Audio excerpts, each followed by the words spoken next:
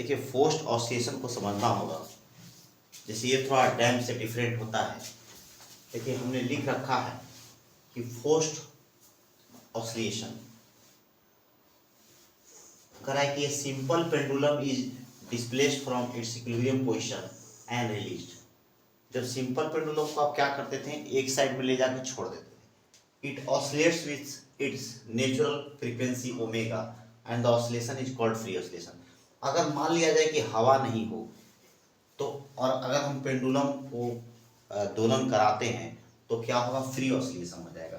क्या हो जाएगा, फ्री ऑसिलेशन।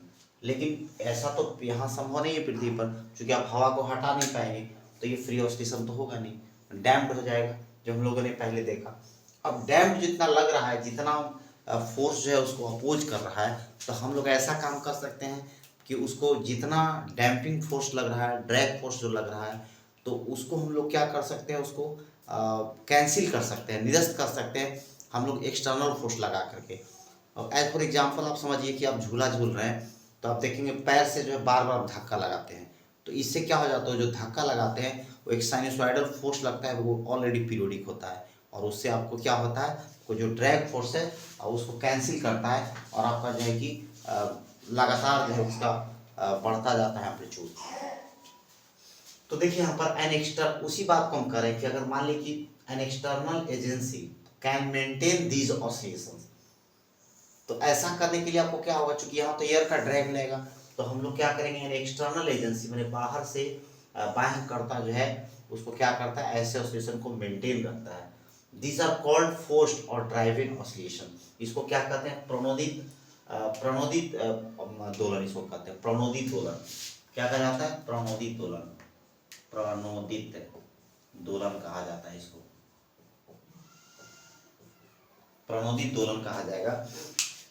ध्यान देना है यहाँ पर। Driving we consider the case when the external force is itself periodic. जैसे वही झूला अगर आप झूल रहे हैं, तो उस जो पैर से जो धक्का देते हैं, तो चूंकि आप जब आते हैं और फिर समान समय में आप उस फोर्स को लगा देते हैं, दैट मीन्स वो फोर्स ऑलरेडी पीरियोडिक हो गया हो।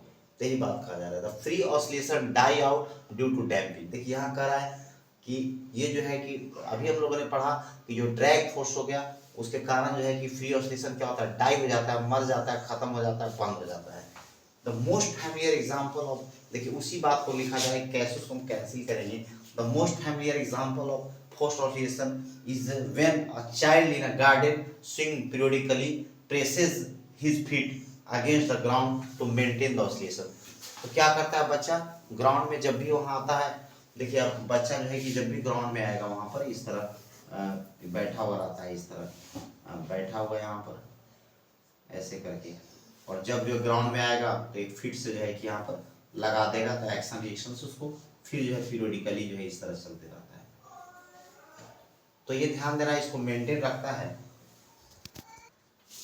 तो आप देख सकते हैं, अगर हम लोग एक्सटर्नल फोर्स मान लें, ड्राइविंग फोर्स अगर लिया जाए, F is a function of time, F naught cos omega d into t. The motion of a particle under the combined action of a linear restoring force, damp force and time dependent driving force are represented by। देखिए इस तरह हम लोग जो है कि force जो लग रहा है, देखिए यहाँ पर ये तो पहले से ऑलरेडी लग ही रहा था, और ये इसको इग्नोर करने के लिए, इसको निरस्त करने के लिए देखिए हम लोग ये लगाए हैं ड्राइवर। तो आप देख सकते हैं यहाँ पर क्या लिखेंगे, m d2x by D T square, ये फंक्शन ऑफ टाइम रहेगा, और ये आ जाएगा आपका प्लस के एक्स टी, और ये आपका हो जाएगा इधर plus B D X by D T, function of time रहेगा, और ये हो जाएगा F naught cos omega D हो जाएगा। देखिए इस तरह हम लोग डिफरेंशियल फॉर्म में बना सकते हैं। ध्यान से देखिए, अब देखिए ध्यान से क्या होता है, इसको लगाने के बाद क्या होता है कि नेचुरल फ्रीक्वेंसी से वो ऑसिलेशन करने लगता है। तो बड़ा ही इंपॉर्टेंट यहाँ एक ऑब्जेक्टिव भी निकलता है कि the peak amplitude, the peak amplitude, the forced vibration, sorry the forced vibration या oscillation, the forced vibration with peak amplitude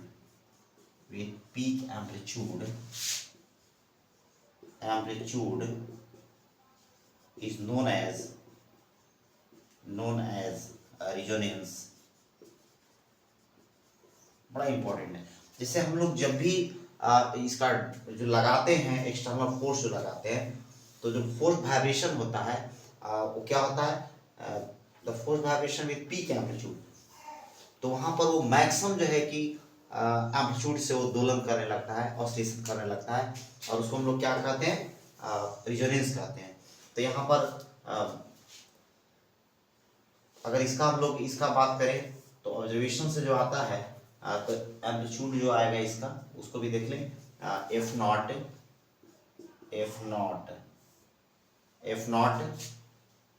M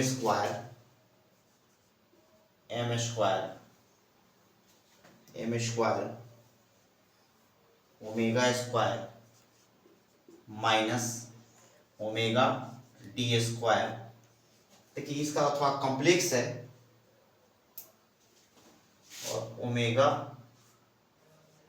D क्या होगा, ओमेगा डी क्या है यहाँ पर, तो ड्राइविंग जो हम लोग फोर्स लगाते हैं उसका है, और बी स्क्वायर, और बी क्या है, पॉजिटिव कांस्टेंट जो पहले से था, इसमें भी पॉजिटिव कांस्टेंट रहेगा, ध्यान देना है। और ये आपका हो गया हाफ होता है। ये ऑब्जर्वेशन से आप, क्योंकि आप तो ये अभी डिफरेंशियल इक्वेशन नहीं जानते होंगे, तो ये आगे के क्लास में या डिफरेंशियल इक्वेशन जब पढ़ेंगे तो उसमें आपको क्लियर होगा।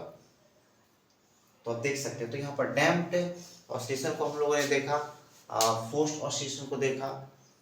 तो जो फोर्स्ड ऑसिलेशन होता है उसमें आपको अलग से फोर्स लगाना पड़ेगा, देखिए यहाँ पर, और जो वहाँ ड्रैग फोर्स है उसको क्या करता है, कैंसिल करने का प्रयास करता है, और एक ऐसा समय आ जाता है कि फोर्स्ड ऑसिलेशन होता है विद पीक एम्पलीट्यूड, जिसको हम लोग रिजोनेंस कहते हैं। जैसे आप देखे होंगे कि पुल वगैरह पर सिपाही का परेड वर्जित हो जाता है, तो ये यही कारण है, वहाँ पर रिजोनेंस होने का चांस है, पुल टूट सकता है।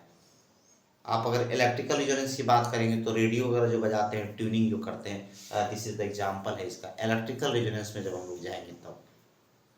या आप ऐसा कर सकते हैं कि कोई ऐसा आवाज़ निकाल, देखिए आप कभी देखे होंगे यूट्यूब वगैरह में कि ध्वनि से साउंड प्रोड्यूस करके कांच को तोड़ देना, ऐसा क्यों होता है, तो उसका जो नेचुरल फ्रीक्वेंसी होता है उससे वो मीट कर जाता है। हम लोग इस तरह साउंड को प्रोड्यूस करते जाते हैं कि एक ऐसा समय आता है कि उसके नेचुरल जो फ्रीक्वेंसी उससे मैच कर जाता है, और शीशा क्या हो जाएगा, टूट जाएगा।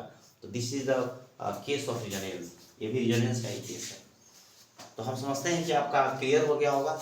और फिर आपसे एक बार बात करते हैं कि शेयर कीजिए, लाइक कीजिए, और कम्युनिटी में जा करके आप सपोर्ट कर सकते हैं। आप जो भी QR कोड से देखिए डोनेट करना चाहें कर सकते हैं, तो ये मेरा चैनल ग्रो करेगा। ओके।